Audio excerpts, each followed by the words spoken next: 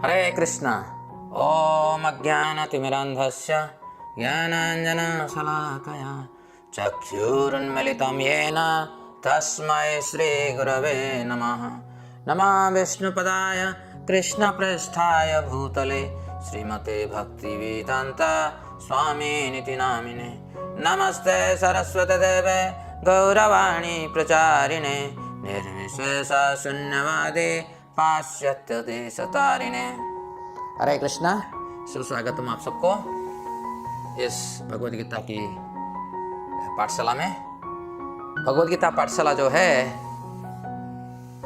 वो दूसरी पाठशाला से भिन्न है, क्योंकि इधर हम कोई व्यापार करने के लिए बैठे नहीं हैं। क्योंकि अपने बारे में जानने के लिए किस तरह की व्यापार हो सकता है। अपने बारे में जानने के लिए सिर्फ अपना श्रद्धा होना चाहिए, अपने पास ये कन्विक्शन होना चाहिए कि मैं कुछ भी जानूं ना जानूं, मेरा बारे में आत्मज्ञान तो मेरा अंदर होना चाहिए। तो ये भगवद गीता क्यों हम अध्ययन करें, क्यों पठन करें, उसके बारे में हम बहुत सारे चर्चा किए। अब भगवद गीता की अध्ययन के पीछे हमारी जो सही सोच क्या होना चाहिए, जिसको हम इंग्लिश में कहते हैं स्पिरिट, भावना, सही सोच। क्योंकि जब आप मैकेनिकल इंजीनियरिंग पढ़ते हो तो आपको ये लगता है अगर मैं ये डिग्री हासिल कर लूंगा तो मुझे नौकरी मिलेगा, मैं अपना घर बसा सकता हूं। ऐसे ऐसे बहुत सारे आपके अंदर भावना होता है। परंतु जब मैं भगवद गीता को अध्ययन करता हूं, मुझे ये नहीं सोचना चाहिए कि भगवद गीता को अध्ययन करने के बाद मेरा पास इतनी पैसा आएगा, मेरा घर बस जाएगा। ये नहीं। भगवद गीता आत्मविज्ञान है और आत्मविज्ञान जरूरी है। भगवद गीता अध्ययन के पीछे हमारी एक सही सोच होना चाहिए, आवश्यक भावना होना चाहिए। और ये सही सोच की 3 मूलभूति होता है। और ये 3 जो पन्ने हैं उसके पर हम चर्चा करेंगे। उस पन्ने को जानने के पहले मैं आप लोगों को एक कहानी कहूंगा। उसकी कहानी की बहुत महत्व है इस सिलसिले में। प्राय लोगों की ऐसी धारणा होती है कि प्रत्यक्ष ब्रह्मांड के परे और किसी वस्तु का अस्तित्व नहीं है। अपनी असमर्थ इंद्रियों तथा सीमित अनुभवों के आधार पर हम पदार्थ से परे अध्यात्म जगत की अस्तित्व को नाकार देते हैं। हमारी स्थिति एक मूर्ख मेढक की समान है। ये कहानी मैं क्यों कह रहा हूं, इसीलिए कह रहा हूं कि भगवद गीता कह रहा है 2 आकाश है, यानी कि 2 अंतरिक्ष है। एक अंतरिक्ष भौतिक है, दूसरी अंतरिक्ष दिव्य है, यानी कि जड़ आकाश और चिद आकाश, कॉन्शियस स्पेस और मटेरियल स्पेस। भौतिक आकाश मटेरियल स्पेस और कॉन्शियस स्पेस चिदाकाश, जड़ आकाश चिदाकाश, जड़ और चेतन। यानी कि भगवद गीता में इसकी दोहराई इतने बार हो चुका है, हमें कोई गलती नहीं होना चाहिए इसके बारे में सोचने के लिए। तो लोग कहेंगे कहाँ आत्मा होता है, ये सब बकवास है। सब कुछ जो है हमारे सामने है और सब नश्वर हैं, हम भी नश्वर हैं। और जितना दिन हम हैं, चलो भोग करते हैं और एक दिन सब कुछ समाप्त हो जाएगा। अगर सब ऐसे होना ही है तो हमारी व्यवस्था में हम क्यों सुप्रीम कोर्ट रखे हैं, पुलिस व्यवस्था क्यों रखे हैं? जो हो रहा है अगर सब सही है ये सब क्यों हमारे पास एक डेमोक्रेसी है, लोकतांत्रिक व्यवस्था क्यों है? ये सब की कोई जरूरी नहीं है। अगर सब कुछ जो हो रहा है सही है, आपका अगर चोरी हो गया वो भी सही है, आप किसको खून करते हैं वो भी सही है, आप किसको प्यार करते हैं वो भी सही है, क्योंकि सब कुछ मटेरियल है, सब कुछ मेंटेन है। तो ऐसे लॉजिक जो देते हैं, ऐसे भावना जिसके पास है, इनको मेढक जैसे कहा जाता है। चलिए ये मेढक के बारे में हम सुनते हैं। एक दिन एक छोटा मेढक एक विशालकाय जंतु को देखता है। यह भयभीत होकर अपनी माँ को उस जंतु का वर्णन करता है। माँ मेढक उस जंतु के आकार की था लेने के लिए अपना शरीर फुलाती है और छोटे मेढक से पूछती है, क्या इतना बड़ा है? छोटा मेढक कहता है, नहीं माँ, इससे और अधिक बड़ा। इस प्रकार मेढक अपना शरीर फुलाते फुलाते अंततः विस्फोटित हो जाता है। ये हम लोगों की कहानी है। हम नकारते हैं भगवान नहीं है, हम नकारते हैं हम शाश्वत हैं, हम आत्मा है, हम भगवान के दिव्य कण हैं, नकार लेते हैं। परंतु जब मृत्यु आएगा उस दिन हमारे जितने सारे अज्ञानता है उसकी अंत हो जाता है।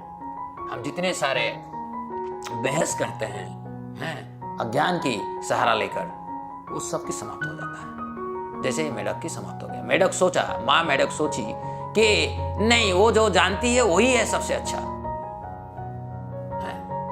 तो इसको कहते हैं डॉक्टर फ्रॉग फिलॉसफी। हमारी परम पूज्य श्रील प्रभुपाद जी कहते हैं कि ये डॉक्टर फ्रॉग फिलॉसफी। ये काल्पनिक कथा हमें अल्प ज्ञान से हुए अहंकार से होने वाली हानि का सम्यक चित्रण करती है।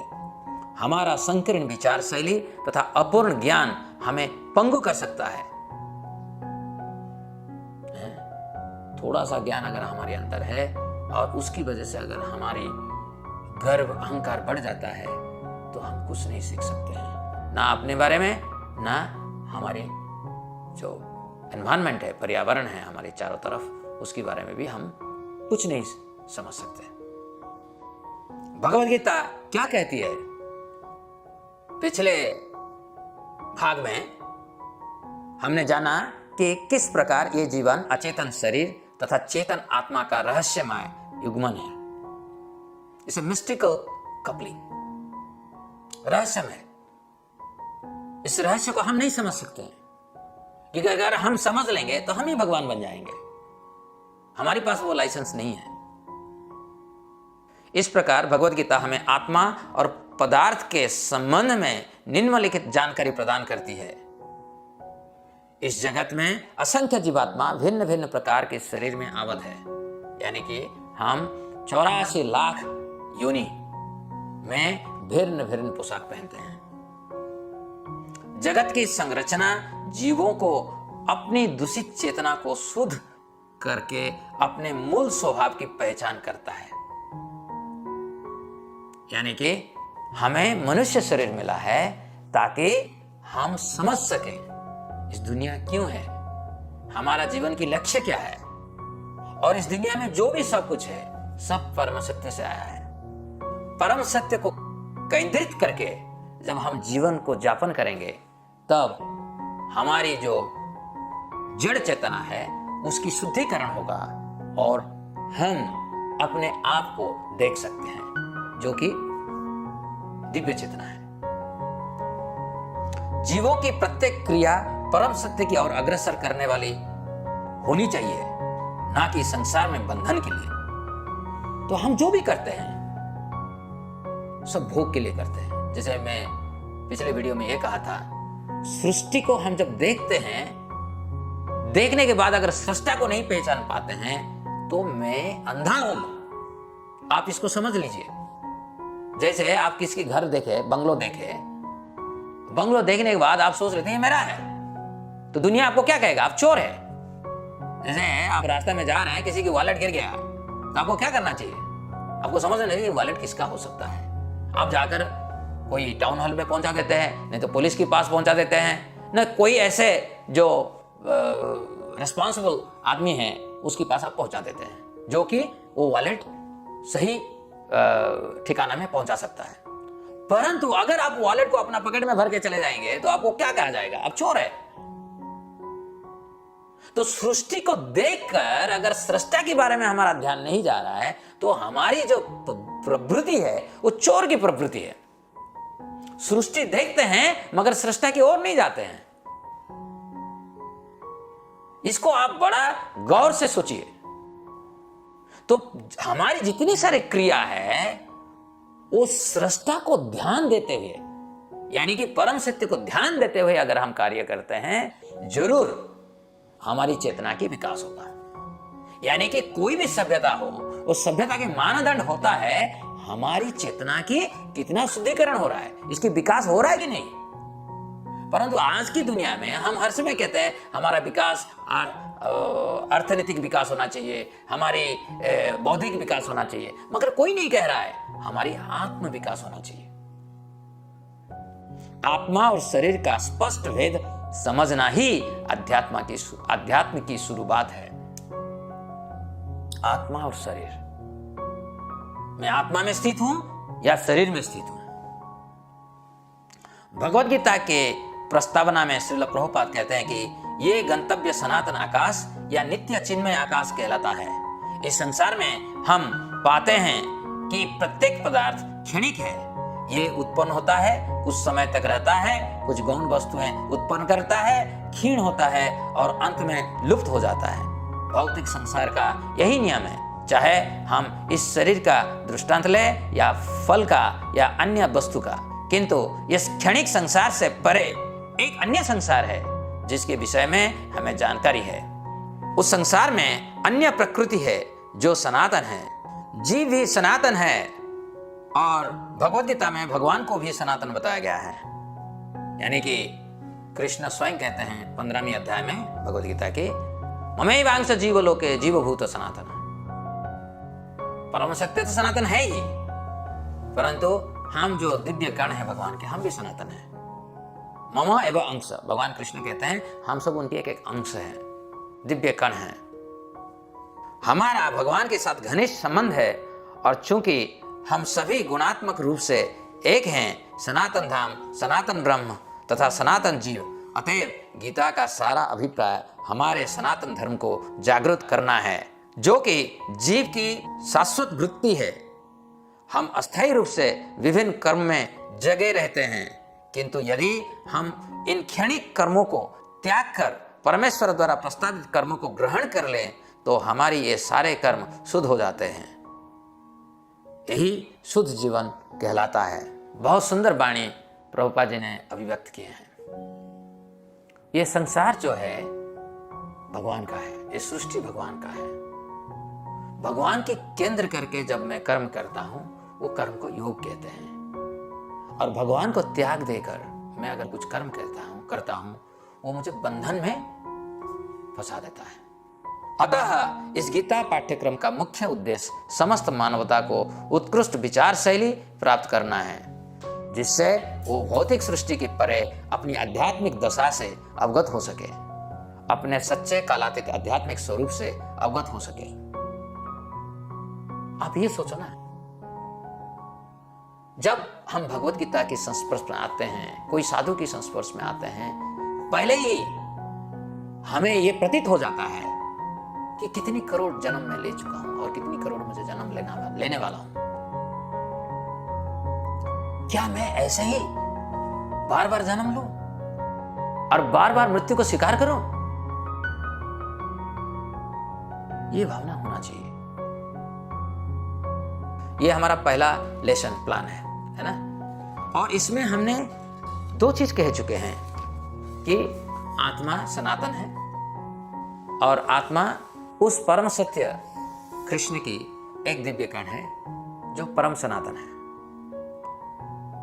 और आत्मा की जन्म नहीं है, जैसे परम सत्य की जन्म भी नहीं है।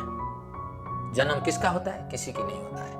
एक पोशाक हम पहन लेते हैं, जैसे कि आप एक ड्रेस पहनते हो, वो ड्रेस जब पुराना होता है आप क्या करते हो? फेंक देते हो। तो ऐसे ही ये शरीर नश्वर है, एक ड्रेस है, एक पोशाक है, मैं पहनता हूं और उसको मैं फेंक देता हूं। ये भावना जब मेरा चेतना के अंदर समा जाता है तो मैं संपूर्ण रूप से एक अलग व्यक्ति हो जाता हूं। मेरा सोच ही परिवर्तन हो जाता है।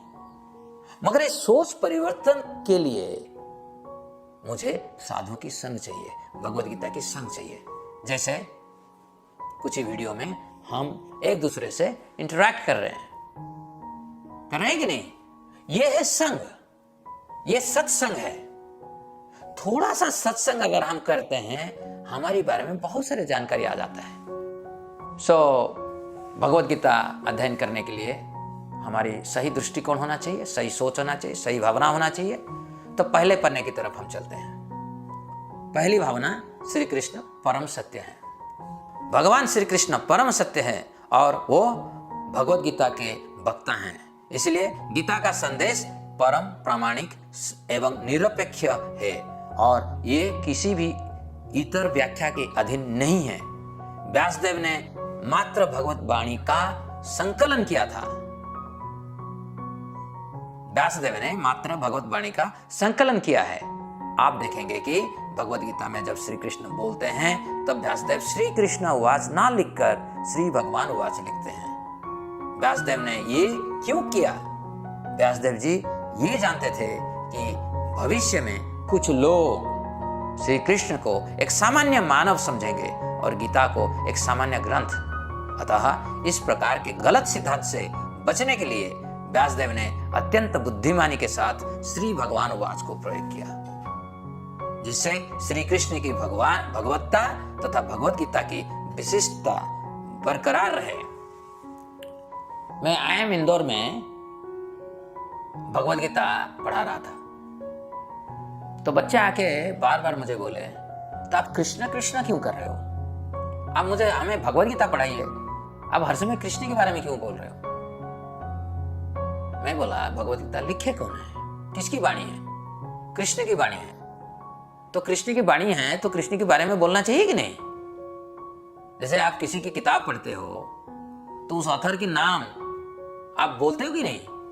अगर किताब अगर अच्छा है, उस ऑथर को आप पसंद करते हो, उसकी गुणगान करते हो। तो अगर भगवत गीता भगवान श्री कृष्ण की श्रीमुख से अगर आया है, मुझे क्या श्री कृष्ण नहीं कहना चाहिए? ये एक मानसिकता है हमारे अंदर कि हम भगवत गीता पढ़ेंगे परंतु श्री कृष्ण के बारे में नहीं कहेंगे। ये कैसे संभव है? अगर भगवत गीता श्री कृष्ण से आया है तो श्री कृष्ण के बारे में अवश्य कहना चाहिए। और श्री कृष्ण एक मनुष्य नहीं है, वो परम सत्य है। उनके अंदर, उनके दिव्य स्वरूप के अंदर करोड़ों करोड़ों ब्रह्मांड है, करोड़ों करोड़ों वैकुंठ प्लैनेट है। तो ये ज्ञान अगर मेरा अंदर आ ही नहीं रहा है तो मैं भगवत गीता पढ़ नहीं सकता हूं, आगे बढ़ नहीं सकता हूं। व्यासदेव ने कलियुग के लोक के लिए वेदों की 4 विभाजन किए। उन्होंने पुराण, इतिहास और अंततः ब्रह्मसूत्र की रचना की। किंतु ब्रह्मसूत्र की रचना के पश्चात व्यासदेव के हृदय में संतुष्टि नहीं हुई। तत्पश्चात अपने गुरुदेव श्री नारद मुनि के निर्देश से व्यासदेव जी ने वेदांत सूत्र की टीका के रूप में अमल पुराण श्रीमद् भागवतम की रचना की। ये एक ऐतिहासिक घटना है। व्यासदेव ने बहुत बड़ी काम किए थे सारे वेदों को, क्योंकि पहले जो वैदिक ग्रंथ जो पहले था वो ग्रंथ के रूप में नहीं था, क्योंकि लोग उसको सुनकर याद करते थे। इसलिए इसको श्रुति कहा जाता है। श्रुति का अर्थ सुनकर याद रखना। अभी भी भारतवर्ष में ओरल ट्रेडिशन में बहुत चीजें कहा जाता है। ओरल ट्रेडिशन सुनकर लोग याद रखे हैं। तो ये जो ओरल ट्रेडिशन है, सुनकर ज्ञान को एक पीढ़ी से दूसरी पीढ़ी तक पहुंचाना, ये हमारी भारतीय सभ्यता का एक विशेष अंग है। तो पहले सब कुछ श्रुति था, क्योंकि कलयुग में लोग याद नहीं रख सकते हैं। हमें कृपा करके व्यासदेव ने वेदों को संकलन किया। वेदों को कोई नहीं लिखता है, इसको संकलन किया जाता है। ये औपनिषद है। और सब कुछ लिखने के बाद सभी की सारांश ब्रह्मसूत्र में इन्होंने रखा। परंतु वो अपने अंदर असंतुष्ट थे। उनके पूज्य गुरुदेव श्री नारद जी उनकी कुटिया में आए। उनकी कुटिया बद्रीनाथ में था, सरस्वती की जो नदी है उसके किनारे में सम्यप्रास। और उस आश्रम में पहुंच गए नारद जी। तो फिर नारद जी बोले, आप श्री कृष्ण की प्रत्यक्ष वर्णन करो। श्री कृष्ण को आप ढक के रखे हो। तो जैसे नारद जी बताए कि आप श्री कृष्ण की प्रत्यक्ष स्तुति करो, तब व्यासदेव ने घोर तपस्या किए और तपस्या के पश्चात अमल पुराण श्रीमद् भागवतम की रचना की है। श्रीमद् भागवत महापुराण में व्यासदेव जी ने भगवान श्री कृष्ण के नाम, रूप, गुण और धाम की अलौकिक महिमा गाई है। श्रीमद् भगवद गीता महाभारत का अंश है।